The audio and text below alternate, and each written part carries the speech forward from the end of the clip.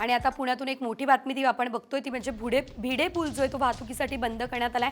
पुणे मेट्रोच्या पादचारी पुलाचं काम सुरू आहे, त्यामुळे भिडे पूल हा वाहतुकीसाठी बंद आहे। तब्बल 1.5 महिना पुण्यातील भिडे पूल वाहतुकीसाठी बंद असेल। अधिकची अपडेट या संदर्भात आमचे प्रतिनिधी अक्षय बडवे देत आहेत, पाहूयात।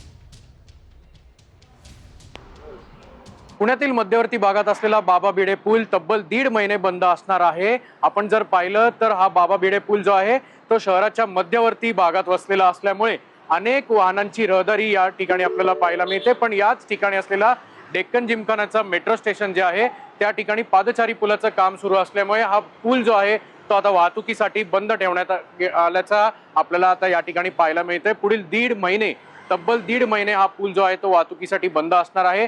यासाठी आपण जर पाहिलं तर पुणे मेट्रोची नोटीस जी आहे ती देखील या ठिकाणी लावण्यात आलेली आहे। जे नागरिकांची गैरसोय होणार आहे त्याबद्दल क्षमस्व असं देखील या नोटीसवर लिहिलेलं आहे। मात्र आपण जर पाहिलं तर सकाळी असेल किंवा संध्याकाळी असेल या पुलावर हजारोंच्या संख्येची वाहनांची ये जा असते, त्यामुळे मोठ्या प्रमाणावर पर्यायी मार्गांवर या ठिकाणी गर्दी आपल्याचं वाहतूक कोंडी होणार असल्याचं चिन्ह जे आहे ते देखील अपेक्षित आहे।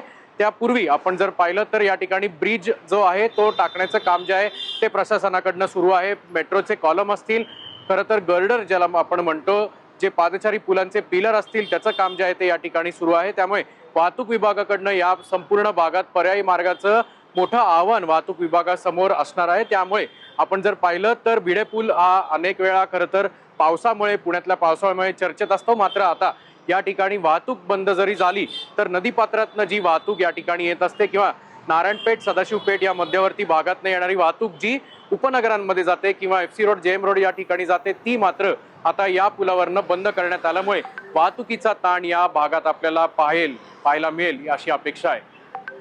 कॅमेरामन सुमित भोसलेसह अक्षय बडवे, साम TV न्यूज, पुणे।